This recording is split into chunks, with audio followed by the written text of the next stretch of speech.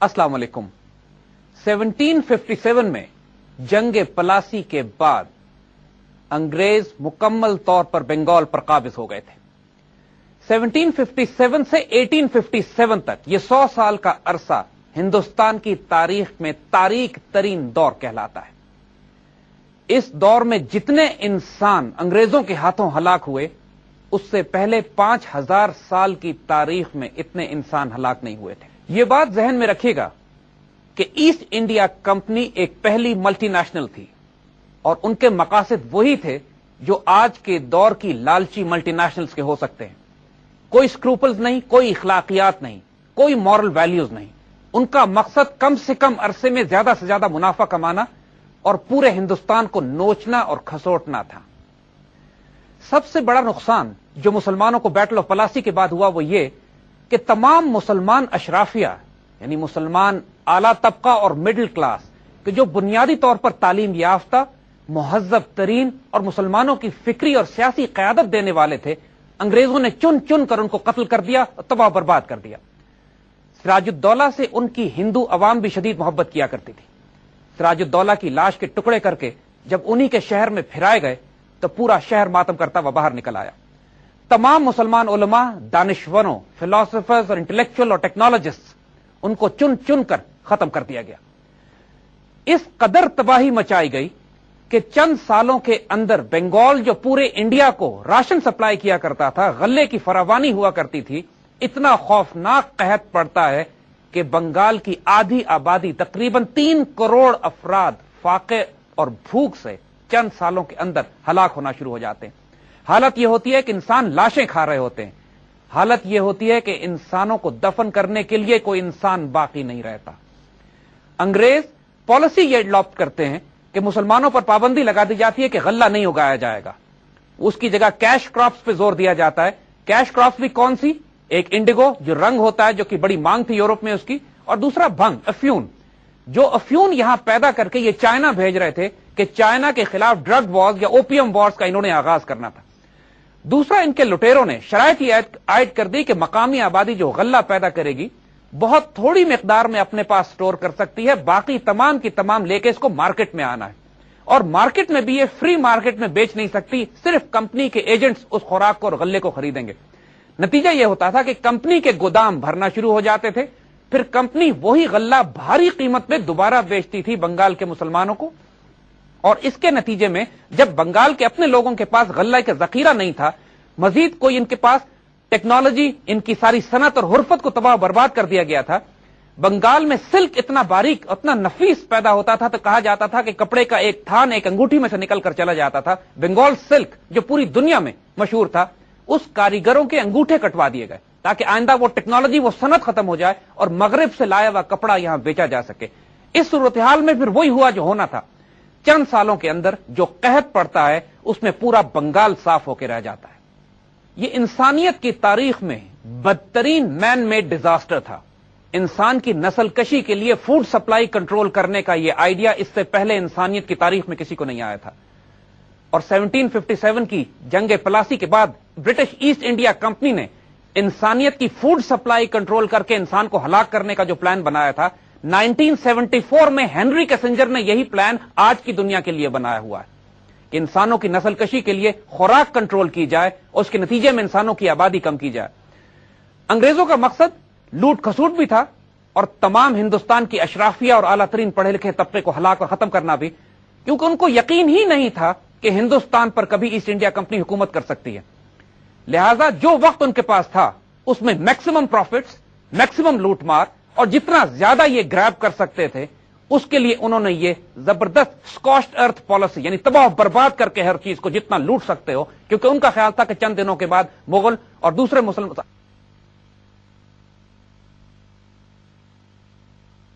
Profiting की जाए। अंग्रेजों के 200 साल दौरे हुकूमत में जितनी मुकम्मल इकोनॉमिक तबाही इंडिया की हुई है, उस दौर में 1757 तक पूरी दुनिया के ग्लोबल ट्रेड में इंडिया का हिस्सा 25% था। यानी पूरी दुनिया में जो तिजारत होती थी उसमें 25% तिजारत इंडिया से निकल कर जाती थी।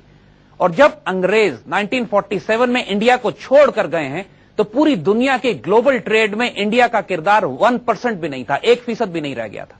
उसके बाद जो लोग बात करते हैं कि इंडिया में अंग्रेजों के आने की वजह से इंडिया की बहुत तरक्की हुई, उनके मुंह पे भी यह तमाचा है, और वो पूरी मगरबी फिलॉसफी, पूरी अंग्रेजों की डॉक्ट्रिन को समझा देता है ये बात कि अंग्रेजों का मकसद हिंदुस्तान में आके क्या करना था। इसका आगाज और पहला ड्रामेटिक, प्रैक्टिकल, खूरेज एक्सपेरिमेंट इन्होंने जंगे पलासी के बाद अगले 20 साल के अंदर बंगाल में किया। बंगाल की मुकम्मल तबाही के बाद जब 1799 में मैसूर और सेरिंगापटम भी अंग्रेजों के हाथ लगा, तो उन्होंने वहां भी एग्जैक्टली वही किया जो ये बंगाल में कर चुके थे। तमाम मुसलमान अशराफिया को जलील किया, तबाह बर्बाद किया, उनकी नस्ल खत्म कर दी, और जाहिल, अनपढ़ और गद्दार वहां मुसल्लत किए गए। और तमाम टेक्नोलॉजी जो टीपू सुल्तान पूरी दुनिया से लेकर आए थे, उस तमाम टेक्नोलॉजी को यूरोपियंस ने अपने कब्जे में करके ये मगरब की तरफ ले गए। लेकिन टीपू सुल्तान के बाद इनको रोकने वाला कोई नहीं था। मुगल एम्पायर इस कदर कमजोर हो चुकी थी कि बादशाह का सिर्फ इख्तियार अपने महल तक बाकी रह गया था, किले तक बाकी रह गया था।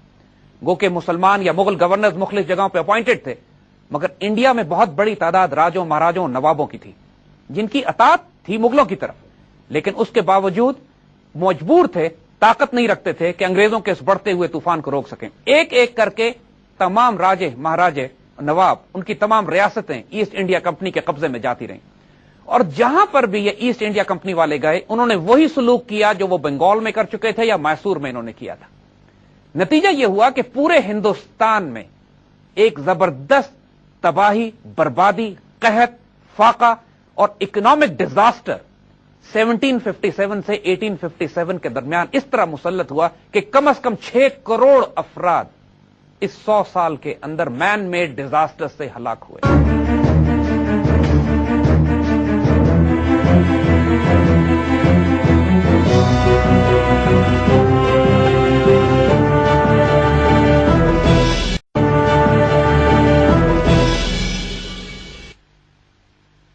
यह बात हमारी तारीख में नहीं बताई जाती, लेकिन 1757 और 1857 के दौरान टीपू सुल्तान की शहादत के बाद भी कम से कम 25 बड़ी बड़ी बगावतें बर्पा हुई हैं हिंदुस्तान में।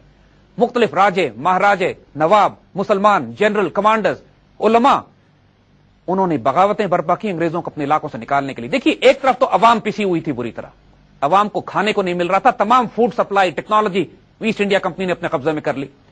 दूसरी तरफ जब ये अशराफिया को, मुअज़्ज़ज़ तबके को, पढ़े लिखे अफराद को, उलमा को जलील करते थे, तो कुदरती बात है अवामुन नास को भी दुख होता था, क्योंकि मुसलमानों ने 1000 साल हुकूमत बहुत टॉलरेंट और अदब के साथ और मोहब्बत और प्यार के साथ की।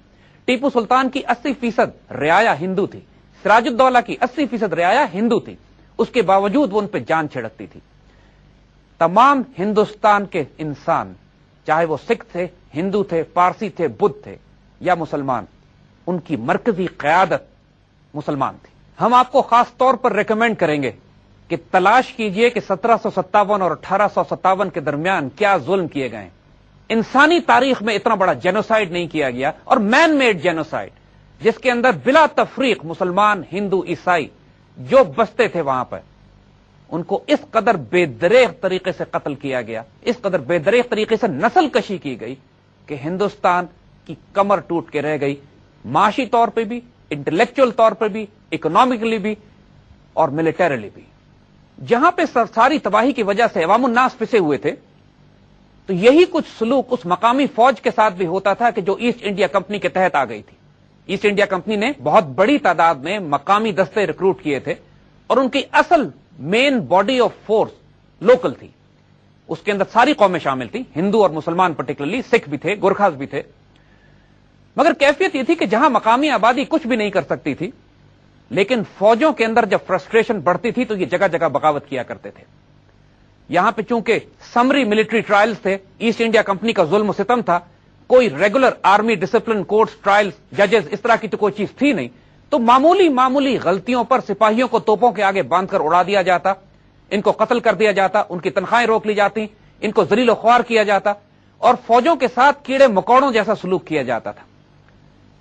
तमाम फौज के वो मुअज़्ज़ज़ कमांडर्स जो मुसलमान थे या हिंदू भी थे, कि जो अपनी फौज के साथ अच्छा सलूक करते और शिकायत करते अंग्रेजों से इस बुरे सलूक पर, उनको अपनी फौज, अपनी रेजिमेंट्स, अपनी यूनिट्स के सामने बुरी तरह जलील करके कत्ल गारत कर दिया जाता।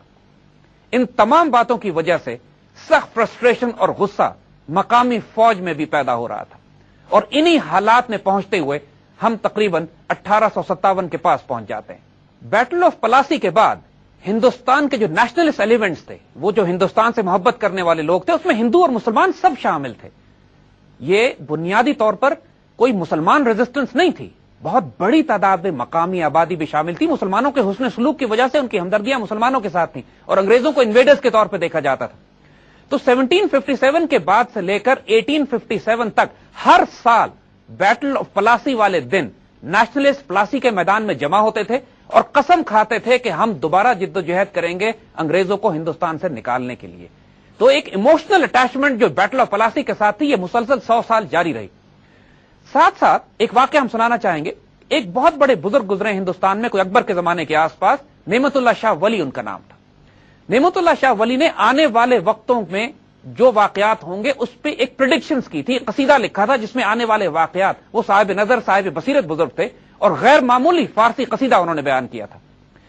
اس قصیدے میں اکبر کے وقت کے ہی آس پاس انہوں نے لکھ دیا تھا کہ ایک وقت آئے گا کہ نصرانی یا انگریز قابض ہو جائیں گے ہندوستان پر، اور وہ تقریباً 100 سال حکومت کریں گے۔ وہ قصیدہ ہندوستان میں بہت زیادہ پاپولر تھا، کئی 100 سال سے جب سے یہ لکھا گیا تھا، مسلمان علماء، دانشور، حتیٰ کہ ہندو بھی اس کو پڑھ کر آنے والے واقعات کے بارے میں پریڈکشنز کیا کرتے تھے۔ چونکہ 1857 میں جنگ پلاسی کو تقریباً 100 سال ہونے کو آئے تھے، تو ساتھ ساتھ یہ تصور بڑا اسٹرانگلی جڑ پکڑ گیا کہ اب وہ نعمت اللہ کے قصیدے کے مطابق انگریزوں کے 100 سال پورے ہونے کو آ رہے ہیں، اور اب وقت آ گیا ہے کہ انگریزوں کو یہاں سے نکالا جائے۔ یہ تصور بلڈ ہو رہا تھا، اور اس کے ساتھ ساتھ کچھ واقعات اور ہوتے ہیں جس کی وجہ سے ایک بغاوت برپا ہو جاتی ہے۔ یہاں پہ ایک دلچسپ واقعہ بیان کرنا ضروری ہے۔ 1857 کی جنگ آزادی میں ایک نوجوان شامل ہوتا ہے، کوئی 20-25 سال اس کی عمر ہوتی ہے۔ اس جنگ میں جب وہ شامل ہوتا ہے تو اس کو ایک جو امید ہوتی ہے ان کی کہ ہم اس کو فتح حاصل کر لیں گے، ایک بزرگ آ کے اس کو بتاتے ہیں کہ جس آزادی کے لیے تم جنگ کر رہے ہو وہ تمہیں ابھی نہیں 90 سال کے بعد ملے گی۔ نعمت اللہ شاہ کا جو پریڈکشنز ہیں وہ 1857 سے 1957 کے درمیان ہے۔ یہ بات 1857 کی جنگ میں اس شخص کو بتائی جاتی ہے۔ وہ شخص پاکستان بننے تک زندہ رہتے ہیں، 130-140 سال عمر ہوتی ہے ان کی، پاکستان بنتے دیکھتے ہیں وہ۔ اس کے بعد پاکستان بننے کے بعد بھی کوئی 30-40 سال زندہ رہتے ہیں، اور 162 سال کی عمر میں ان کا انتقال ہوتا ہے۔ آپ اسلام آباد کے قبرستان میں جائیے جہاں پر قدرت اللہ شہاب کی قبر بنی ہوئی ہے، قدرت اللہ شہاب کی قبر کے پیچھے عبد المعبود صاحب کی قبر ہے جس پر لکھا ہوا ہے کہ 162 سال کی عمر میں ان کا انتقال ہوتا ہے۔ اس دور میں جو دوسرا بہت بڑا نقصان امت مسلمہ کو اٹھانا پڑا وہ یہ کہ نہ صرف یہ کہ سلطنت اور ریاست ان کے ہاتھ سے گئی، نہ صرف یہ کہ تمام مسلمان اشرافیہ قتل کر دی گئی، بہت بڑا نقصان یہ ہوا کہ تمام مسلمان تہذیب کے نام و نشان مٹانے کے لیے انگریزوں نے کوششیں شروع کر دی۔ تمام ہندوستان کو عیسائی بنانے کی کوشش، تمام جوڈیشل سسٹم جو کئی ہزار سال سے وہاں نافذ تھا اور مسلمانوں نے اس کو انتہائی منظم کر کے اسلامی طریقے پہ نافذ کیا تھا، اس کو تبدیل کر کے برٹش جوڈیشل سسٹم کی طرف لے جایا گیا۔ وہ ایجوکیشن سسٹم جو کئی 100 سال سے سسٹین کر رہا تھا مسلمانوں کو، اس کو اوور نائٹ تبدیل کر دیا گیا۔ اوور نائٹ یہ حکم دے دیا گیا کہ تمام وہ شخص جو مسلمانوں کے ایجوکیشن سسٹم سے پڑھ کر نکلیں گے وہ جاہل تصور کیے جائیں گے، اور پڑھے لکھے لوگ صرف وہ ہوں گے جو برٹش ایجوکیشن سسٹم سے پڑھ کر نکلیں گے۔ اور اسی طرح مسلمان تہذیب کے تمام نشانات، لینگویج کے، زبان کے، عربی کے، فارسی کے، اس طرح مٹائے جانے لگے کہ جیسے مسلمان تہذیب کا پورا وجود خطرے میں پڑ گیا۔ اسپینش انکویزیشن میں جس طرح اسپین میں عیسائیوں نے قبضہ کرنے کے بعد مسلمانوں کا نام و نشان مٹا دیا کہ 400 سال تک اسپین میں اذان نہیں دی گئی، یہ خطرہ ہو چلا تھا کہ ہندوستان میں بھی یہی کیفیت ہو جائے گی۔ اس کیفیت میں 1857 سے کچھ پہلے انگریزوں نے کچھ نئے کارتوس متعارف کرائے۔ وہ کارٹریجز کچھ اس طرح کے تھے کہ ان کارتوسوں کو دانت سے کاٹنا پڑتا تھا، اس کے بعد وہ رائفل میں لوڈ کیے جاتے تھے، مگر ان کارتوسوں میں جان بوجھ کر توہین کرنے کے لیے، ذلیل کرنے کے لیے اپنی آبادی کو سور اور گائے کی چربی استعمال کی گئی۔ گائے کی چربی کی وجہ سے ہندو اس کو کاٹنے سے اعتراض کرتے، اور سور کی وجہ سے مسلمان ان سے متنفر تھے، لیکن انگریز مجبور کرتے اپنے ٹروپس کو کہ انہی کارتوسوں کو استعمال کریں۔ نتیجتاً جگہ جگہ بغاوتیں برپا ہوتی تھی۔ ایک گیرزن میں ایک ہندو سپاہی پہلے کھڑا ہوا جس کا نام منگل پانڈے تھا۔ منگل پانڈے نے اس کارتوس کو استعمال کرنے سے انکار کیا، انگریز افسر سے اس کی جھڑپ ہوئی، اس نے اس کو قتل کر دیا۔ نتیجتاً جب انگریز فوج نے باقی مقامی فوج سے کہا کہ اس کو گرفتار کرو تو فوج نے اس کو گرفتار کرنے سے انکار کر دیا۔ اس کے نتیجے میں انگریز فوج لائی گئی، بڑی سخت झड़प हुई, मंगल पांडे को गिरफ्तार करके सजाए मौत दी गई, फांसी चढ़ा दिया गया, और उसके साथ बाकी उसके यूनिट के तमाम अफराद के जिन्होंने इसको गिरफ्तार करने से इनकार किया था, बेदर्दी के साथ उनको तोपों के आगे रख के, उसमें मुसलमान भी थे, हिंदू भी थे, सिख भी थे, बेदर्दी से उनको कत्ल कर दिया गया। यह पहली बाकायदा रेजिस्टेंस थी फौज की ईस्ट इंडिया कंपनी के खिलाफ, ब्रिटिश राज के खिलाफ। यह खबर, यह बात जब पूरे हिंदुस्तान में फौज में फैली है तो शदीद गम और गुस्सा फैल गया और वो लावा पक कर तैयार हो गया कि जो फटने के बहुत नजदीक।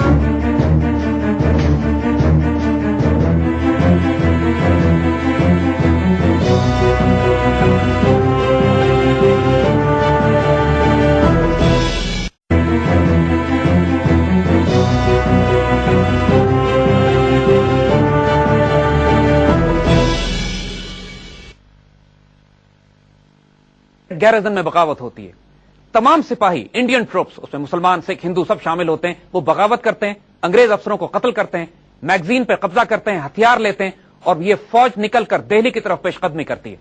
इसी तरह जब ये खबर फैलती है हिंदुस्तान में तो जगह जगह मुख्तलिफ गैरिजन और कैंटोनमेंट में बगावतें शुरू हो जाती हैं। अंग्रेजों को शुरू में अंदाजा ही नहीं हुआ कि किस लेवल की बगावत है। हर गैरिजन में उनके अफसरों ने सख्ती से उसको कुचलने की कोशिश की। नतीजा यह हुआ कि शदीद झड़पें होती और गुस्से में मकामी फौज अंग्रेज अफसरों को कत्ल करती, रैंसैक करती, तबाह बर्बाद करती और अपने हथियार उठाकर चल पड़ती दिल्ली की तरफ। एक बात ध्यान में रखिएगा, ये सब दिल्ली क्यों आते थे? इसलिए कि 1000 साल से मुसलमानों की हुक्मरानी में रहने के बाद इनकी साइकी मेंटेलिटी यह बन सकी थी कि इनकी क़यादत सिर्फ मुसलमान, मुगल बादशाह और मुसलमान करेंगे। किस मसलक के, किस मकतबा फिक्र के, किस मजहब के इंडियन सिपाही थे? जब उन्होंने बगावत की तो उनका तमाम मरकज दिल्ली था और चारों तरफ से ट्रुप्स निकल निकल कर मार्च करने लगे छोटी छोटी टोलियों में दिल्ली की तरफ। यह डिसऑर्गेनाइज्ड मूवमेंट थी, इसकी कोई ऑर्गेनाइज क़यादत नहीं थी, इसके पास कोई सेंट्रल लीडरशिप नहीं थी। यह एक दफतन एक बगावत पैदा हो गई थी कि जो अंग्रेजों की उस ह्यूमिलिएशन के जवाब में, उस गुस्से के जवाब में जो पिछले 100 साल से अंग्रेज हिंदुस्तान के साथ करते चले आ रहे थे। पूरा क्रेडिट जाता है हिंदुओं को, सिखों को, मुसलमानों को कि यह एक शुरू में एक पॉपुलर रेजिस्टेंस थी और यह तमाम तौर पर दिल्ली की तरफ बढ़े और दिल्ली में बादशाह को मुखातिब करके इन्होंने इख्तिदार अपने हाथ में लेने की दरखास्त की। बादशाह को अपना अमीर डिक्लेयर कर दिया, किले से निकालकर उनकी ताजपोशी की गई। दिल्ली में मौजूद तमाम ब्रिटिश फोर्सेस को हलाक और कत्ल या कैद कर दिया गया और उसके बाद मुसलमान फौजों ने अपने आप को दिल्ली में ऑर्गेनाइज करना शुरू किया। बादशाह के बेटे, जो बुनियादी तौर पर सिवाय भंग पी के बुराई और बदकारी करने के और कोई काम उनका नहीं रह गया था, उनको मुसलमान फौज के मुख्तलिफ दस्तों या इंडियन फौज के मुख्तलिफ दस्तों के कमांडर्स बना दिया गया। उन शहजादों ने जिंदगी में कभी तोप की धमक नहीं सुनी थी। हाल उन लोगों का यह हो गया था कि बाबर के ये औलाद आले तैमूर, कि वो बाबर के जो हमा यारा दोज़ख और हमा यारा जन्नत कह के बर्फ में अपने मुजाहिदीन के साथ जिंदगी गुजारता था, जो घोड़े की नंगी पीठ पर सफर करता था, उसकी औलाद का हाल यह था कि पालकी में बैठकर और अफूम भंग हाथ में लेकर जंग पे जाया करते थे। अल्लामा इकबाल ने इसी कैफियत को बड़े दर्द से और दुख से उस शेर में बयान किया कि आओ तुम्हें सुनाएं तारीख उमम क्या है, शमशेर और सना अव्वल, ताउस और रुबाब आखिर। देखिए, अंग्रेज इस वक्त एक सुपर पावर तो थे, आलमी तौर पर पूरी दुनिया में उनकी फौजें फैली हुई थी। इंडिया को मरकज बनाकर भी उन्होंने आसपास के मुमालिक पर फौज कशी की हुई थी, फौजें भेजी हुई थी। एक कॉलम उनका चीन गया हुआ था, दूसरा बर्मा की तरफ था, तीसरा ईरान में दखल अंदाजी कर रहा था, अफगानिस्तान की तरफ इनकी झड़पें चल रही थी। ये सारी ताकत और सलाहियत एक पूरे ब्रिटिश एम्पायर के पास थी और बुनियादी तौर पर नॉर्दर्न इंडिया में दिल्ली के आसपास जब सारे लोकल ट्रुप्स जमा होना शुरू हुए तो साउथ इंडिया में, मद्रास में, मैसूर की तरफ, उन तमाम इलाकों से भी ब्रिटिश फोर्सेस को और बहरी जहाजों के जरिए आसपास के इलाकों से ब्रिटिश फोर्सेस को लाकर एक सुपर पावर ने अपने आप को रीऑर्गेनाइज और मोबिलाइज किया और पूरी फौजें दिल्ली की तरफ बढ़ना शुरू हुई। इंतकामन रास्ते में जो गांव, जो आबादी, जो देहात आते था, उसको ये एक एक बच्चे तक ज़िबा और कत्ल कर दिया करते थे। इस कदर तबाही और बर्बादी के साथ इन्होंने दिल्ली की तरफ मार्च किया है कि क्योंकि इनको ये इत्तलाएं पहुंच रही थी कि जगह जगह अंग्रेजों के साथ सलूक किया गया है, उन्हें कत्ल किया गया, उनके कब्जा कर लिया गया है। तो इंतकामन इस वक्त बिफरी हुई अंग्रेज फौज अपनी पूरी मिलिट्री पावर के साथ एक सुपर पावर, एक निहत्ती शहरी आबादी को तबाह और बर्बाद, तख्तो ताराज करती हुई दिल्ली के करीब जा पहुंचती। इसी दौरान में जब बगावतें बर्पा हो रही होती हैं तो बरेली की रियासत के मुसलमान जनरल अपनी 14,000 फौज के साथ बरेली में बगावत करते हैं। बरेली फौज बरेली को आजाद कराने के बाद 14,000 का मुनज्जम कॉलम पहली दफा एक बाकायदा जनरल की क़यादत में निकलता है और मार्च करता हुआ दिल्ली में दाखिल होता है। یہ پہلی منظم ریگولر انڈین آرمی ہوتی ہے جو ایک مسلمان جنرل کی قیادت میں آ کر بادشاہ کو رپورٹ کرتی ہے. اس مسلمان جنرل کے آنے کی وجہ سے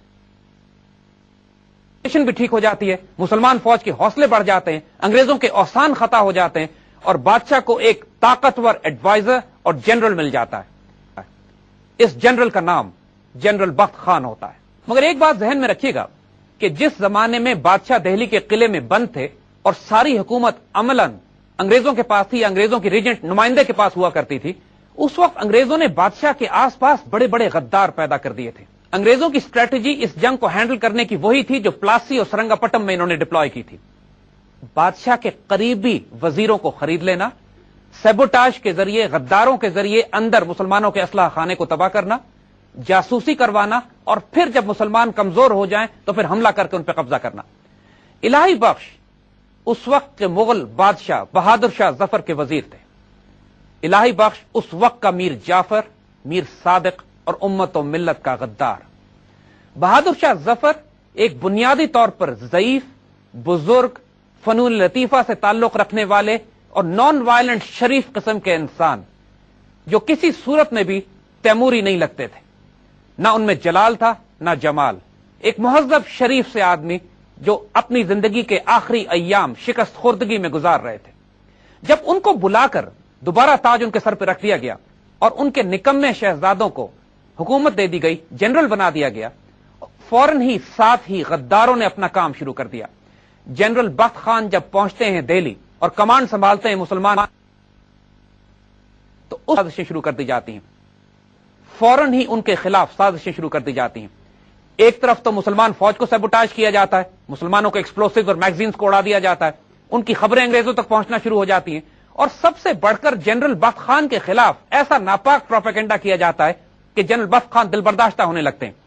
پہلے کہا جاتا ہے کہ یہ پیسوں کی خیانت کر رہے ہیں, ان پہ مورل کرپشن کا الزام لگایا جاتا ہے, یہ کہا جاتا ہے یہ تخت و تاج پہ قبضہ کرنے کے لیے آئے ہیں, حتیٰ کہ یہ الزام لگا دیا جاتا ہے کہ یہ انگریزوں کے ایجنٹ ہیں اور یہاں پر انگریزوں کے کہنے پر بھیجے گئے ہیں. دیکھیے, یہ تاریخ میں ہر دور میں ہمیشہ ہوتا ہے کہ جب بھی کوئی مجاہد اٹھے گا سسٹم سے مقابلہ کرنے کے لیے, تو سسٹم کے اپنے ہی لوگ جن کے مفادات اس کے آنے سے نقصان میں پڑتے ہیں, وہ اس کے خلاف وہ کام کریں گے کہ جو دشمنوں کو فائدہ پہنچانے کے لیے کیا جاتا ہے. شہزادوں نے ہی اپنے ہی کمانڈر ان چیف کے خلاف سازشیں کی. الہی بخش نے اپنے ہی سپریم کمانڈر کے ساتھ غداری کی, اپنی ملت کے ساتھ غداری کی. نتیجتاً انگریزوں کو اندر ہونے والے تمام واقعات کا علم بھی تھا, اور اس قدر پھوٹ پڑ گئی اس ساری فوج میں کہ جنرل بخت خان نے باقی فوج کی قیادت لینے کے بجائے صرف اپنے 14,000 وفادار دستوں کے ساتھ قیادت کی, اور باقی فوج ان نکمے شہزادوں کے پاس ہی رہنے دی جو کسی طرح بھی جنگ کے قابل نہیں تھے.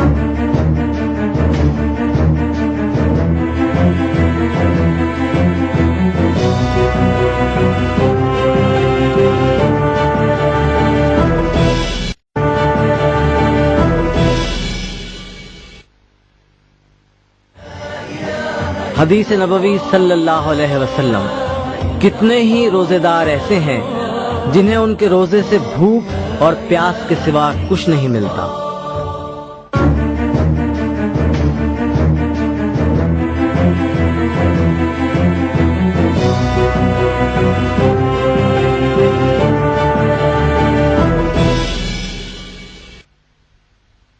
ان تمام مشکلات کے باوجود جنرل بخت خان انگریزوں کا مقابلہ کرتے رہے. انگریز آرٹلری باہر سے شہر پر فائر کرتی تھی, اور اندر سے مسلمان آرٹلری جواب اس لیے نہیں دے سکتی تھی کہ مسلمانوں کے میگزینز اور بارود ختم کر دیے گئے تھے. بارود خریدنے کے لیے گندھک کی ضرورت ہوتی ہے اور گندھک خریدنے کے پیسے نہیں تھے. حال یہ تھا کہ خزانہ خالی تھا, شہر کے اندر کھانے اور پینے کا سخت قحط برپا ہو چکا تھا, فرسٹریشن پھیل رہی تھی, فوجیوں کو تنخواہیں ادا نہیں ہو رہی تھی, اور ہندو ساہوکار, ہندو منی لینڈر کے جو پیسہ دینے پر تیار تھے, ان سے شہزادے قرض لے کر اپنی عیاشیوں میں ضائع کر دیتے تھے, اور فوجی ملٹری کام کے لیے, ملٹری پلاننگ کے لیے اور فوجیوں کے لیے رقم کی فراہمی ممکن نہیں ہوتی تھی.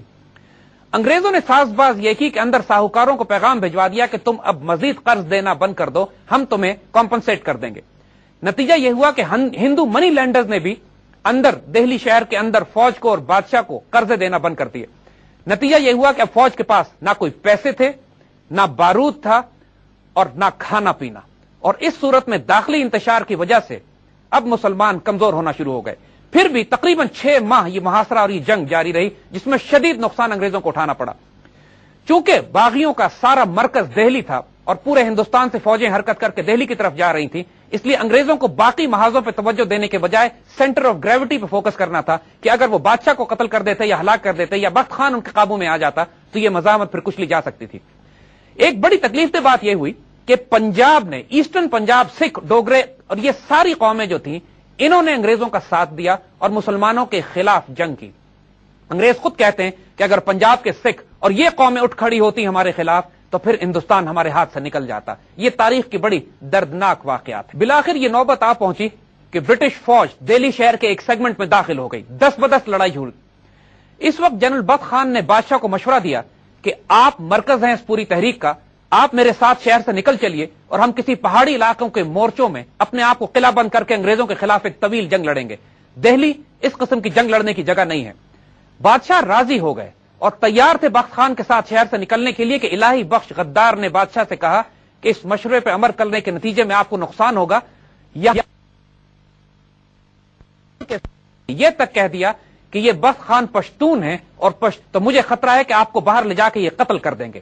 اس قدر ناپاک جملے کے بعد بخت خان اتنے جلال میں آئے کہ تلوار نکال کر الہی بخش کی گردن اتارنا چاہتے تھے، لیکن بادشاہ بیچ میں آ گئے پر اپنے آپ کو ٹھہرائیں گے اور جب تک کہ مزاحمت بخت خان جتنی مینٹین کر سکتے ہیں وہ کریں۔ انگریز فوج شہر میں داخل ہو جاتی ہے، بادشاہ ہمایوں کے مقبرے کی طرف چلے جاتے ہیں اور بخت خان اپنی فوج کو لے کر پیچھے سے نکل کر ایک دوبارہ صف بندی کرتے ہیں شہر سے باہر۔ انگریز فوج شہر میں داخل ہو کے بے دریغ قتل و غارت کرتی ہے۔ دہلی کی تاریخ میں اتنا تاراج اس کو تیمور لنگ نے نہیں کیا ہوگا یا پچھلے آنے والے حکمرانوں نے یا حملہ آوروں نے نہیں کیا ہوگا جتنا برٹش آرمی نے 1857 میں دہلی کو تاراج کیا۔ آپ یقین کریں گے کہ دہلی کی جامعہ مسجد میں سور، کتے اور گھوڑے باندھ دیے گئے اور 6 سال تک دہلی کی جامعہ مسجد میں کوئی نماز نہیں ادا کی گئی کہ یہ سوروں کا استبل تھا۔ انگریزوں نے دہلی کو جو بری طرح تاراج کیا سو کیا۔ دہلی میں بھی جو سب سے بڑا نقصان مسلمانوں کو ہوا کہ تمام مسلمان اشرافیہ، باعزت معزز لوگ جو صدیوں سے یہاں آباد تھے، پرانے گھرانے، ایک ایک بچے تک ختم کر دیے گئے۔ باپردہ مسلمان عورتوں کا حال یہ ہوا کہ ان کے کنویں جب بھر گئے ان کی لاشوں سے تو انگریز مورخ لکھتے ہیں کہ عورتیں کودتی تھی خودکشی کرنے کے لیے، اپنی جان بچانے کے لیے، تو مرتی نہیں تھی چونکہ لاشوں پہ گرتی تھی اور انگریز فوجی ان کو دوبارہ پکڑ کر باہر کھینچ لیا کرتے تھے۔ مسلمان عورتوں کے ساتھ، بچوں کے ساتھ، آبادی کے ساتھ وہ ظلم ہوا جو 1947 کے فسادات میں ہوا تھا۔ 1947 کے فسادات میں تو مسلمانوں کا قتل عام سکھوں اور ہندوؤں نے کیا تھا۔ 1857 کے فسادات میں اسی طرح کا قتل عام برٹش آرمی نے کیا تھا۔ یہ اس قدر شدید ظلم تھا کہ پوری دنیا میں اس کی بازگشت سنائی دی گئی، بلکہ فرانس نے تو یہ تک دھمکی دی کہ اگر مقامی آبادی کا قتل و غارت بند نہیں کیا گیا تو فرانس انڈیا پر حملہ کر دے گا۔ حتیٰ کہ برٹش پارلیمنٹ میں بعد میں چند جنرلز اور آفیسرز پہ مقدمے چلائے گئے اس بات پر کہ اس قدر خون ریزی اور قتل و غارت کیا گیا کہ انسانیت کی تاریخ میں اس کی مثال نہیں دی گئی۔ ہم کو صرف چند تصویریں دکھائی جاتی ہیں اس دور کی کہ فریڈم فائٹرز کو پھانسی دی جا رہی ہے۔ یقین کیجئے انسانوں کو سنگینوں پر بھون کے آگ میں پکایا جاتا تھا، سٹیکس بنائے جاتے تھے، ان کے توپوں کے آگے رکھ کے ہزاروں عورتوں، بچوں، بوڑھوں کو دھماکوں سے اڑا دیا جاتا تھا۔ معذوروں، ریٹارڈڈ مغل فیملی کو، خاص طور پہ جو شاہی اور اشرافیہ تھا مسلمان طبقے کا، اس کے تو ایک ایک بچے، مینٹلی ریٹارڈڈ، ذہنی معذور، نابینا لوگوں کو بھی پھانسیاں دی گئیں، توپوں کے آگے اڑا دیا گیا۔ اتنا کمپلیٹ جینوسائیڈ مسلمان سیولائزیشن کا شاید ہلاکوں نے بھی نہیں کیا تھا۔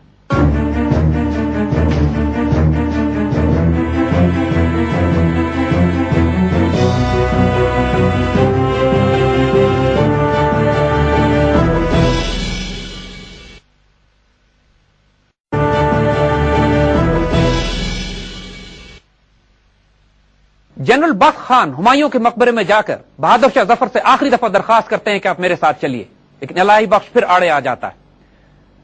بخت خان اپنی فوج کو لے کے نکل جاتے ہیں، مگر جیسے ہی ذرا دور پہنچتے ہیں الہی بخش میجر ہڈسن کو بلا لیتا ہے بادشاہ کو گرفتار کرنے کے لیے۔ اب بادشاہ پہ راز کھلتا ہے کہ ان کو ایک آدمی بھیجتے ہیں بخت خان کے پیچھے، لیکن اس وقت تک بخت خان دور نکل چکا ہوتا ہے۔ بادشاہ کے شہزادے جو کسی حد تک تیموری خون ان میں باقی تھا وہ مزاحمت کرنے کا ارادہ کرتے ہیں، لیکن ان کی جان بخشی کا وعدہ کیا جاتا ہے اور بادشاہ اپنی بیگم اور بچوں کے ساتھ اور کچھ ملازمین کے ساتھ میجر ہڈسن کے حوالے ہو جاتے ہیں۔ जब इस गाड़ी में बैठकर थोड़े ही फासले पर ये जाते हैं तो हडसन गाड़ी को रुकवाता है, शहजादों को नीचे उतारता है और शहजादों की गर्दनें काटकर बादशाह को पेश कर दी जाती। बहादुर शाह जफर उस वक्त बयान देते हैं कि तैमूरी शहजादे इसी शान से जान देते हैं।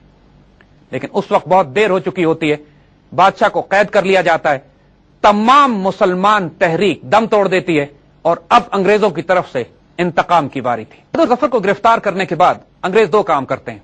पहला काम तो यह किया जाता है कि इंडिया को ब्रिटिश ईस्ट इंडिया कंपनी के कंट्रोल से निकालकर बराह रास्त क्राउन या ब्रिटिश एम्पायर अपने कंट्रोल में ले लेती। और दूसरा काम वो ये करते हैं कि बहादुर शाह जफर को अपने करीबी खानदान और अपने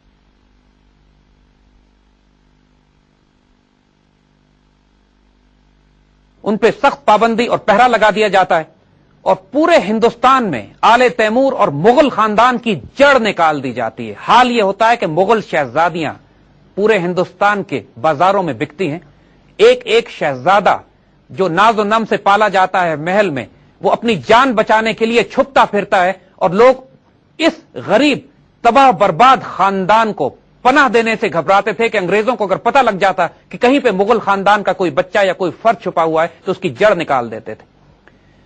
पूरी मुगल कौम, उसकी क़यादत, मुसलमानों की अशराफिया, मुसलमानों की तहजीब, तमद्दुन, पढ़े लिखे लोग, किताबें, मुसलमानों की लैंग्वेजेस, जबान अरबी, फारसी, उनका निजाम, एक एक चीज को जड़ से तबाह बर्बाद कर दिया गया।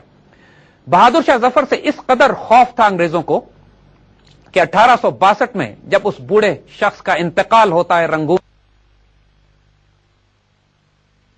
ये सहरी के औकात आप तक पेश किए जा रहे हैं किनले के ताबुन से। लाहौर और उसके मज़ाफ़ात में आज इंतहाए सहर 5:34 है।